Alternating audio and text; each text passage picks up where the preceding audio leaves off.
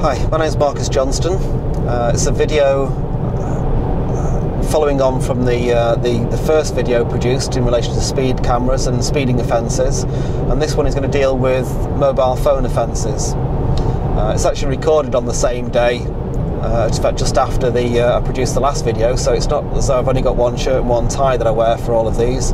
It's just that it just happens to be on a long journey back from a court hearing that I was on, where I thought I'll take the opportunity to record some video on the different types of issues and offences that arise. I have to point out, again, this is a general advice video. It's not relating to your specific case. Please don't take it that it's relating to advice to you solely. There's no excuse, no other way around it than for you to take your own personal advice from your own lawyer if you're at all concerned about any kind of motoring problem. This is to give you some general ideas, some food for thought in relation to, this one is on mobile phone, telephone offences. The law relating to mobile phone offences is not particularly clear, and you may think, well, that's a problem. In fact, it's not from a defence point of view. On occasions, it's nice to have a clear law set out saying exactly what's what. In many cases, that just doesn't happen.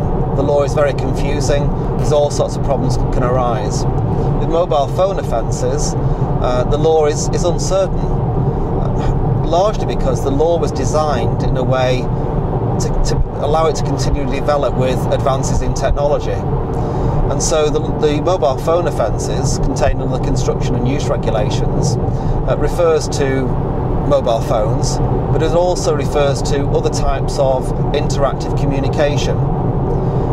Now, there is an argument that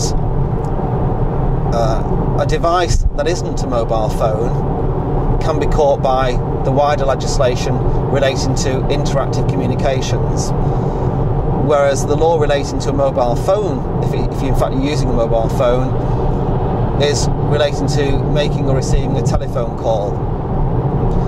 If you accept that your device could be used for other purposes, not a mobile phone, and it brings in the wider scope of interactive communications, then it would also include sending text messages, emails, downloading data, if you minded to do all that kind of stuff whilst driving your motor vehicle. But for the majority of people that have been stopped by using a mobile phone, the evidence will largely be from a police officer that saw you holding a mobile phone to your ear. And in fact, I'd put a few quid on it if I was a betting man to say that if you received a summons, the statement that's attached with the summons will be from a police officer saying that he saw you drive past and he saw you holding a mobile phone to your right ear and you appeared to be talking into the device, or something along those lines.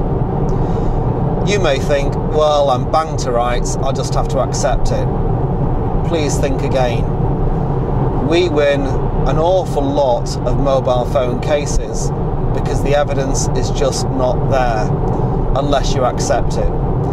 Most people are convicted on the basis that they accept the offence and they plead guilty to it. If you challenge the evidence and say, well, no, I wasn't actually using the mobile phone, then the prosecution have got to prove the case against you. And that may create a few problems for reasons which I'll go into. When the police say that they saw you holding a mobile phone, the police often believe that holding a mobile phone is an offence. And in fact, a number of prosecution lawyers will argue that holding a mobile phone is an offence.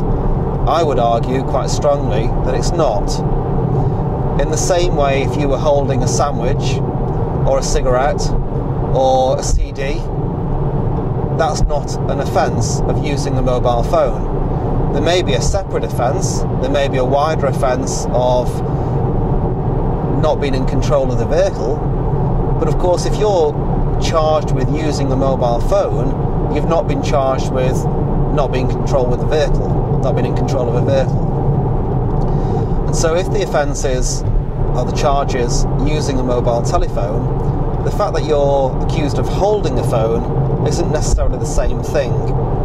Holding a phone, unless it's being used, is not an offence. Now, using a phone is making or receiving a telephone call. Possibly that can be extended to making or receiving a telecommunication or interactive communication, such as text, email, and so on. But let's concentrate for a moment on the phone call itself. Making or receiving a telephone call whilst driving, whilst holding a handheld mobile telephone. If you're using a Bluetooth device, a hands-free kit, then you're not breaking the law. I've won cases in the past where people have been accused of holding a mobile phone, but in fact they've been holding or just touching, pressing into their ear one of these Bluetooth headset devices. That's not holding a mobile telephone or using a mobile telephone whilst driving. So it's making or receiving a call whilst driving, whilst holding a mobile telephone.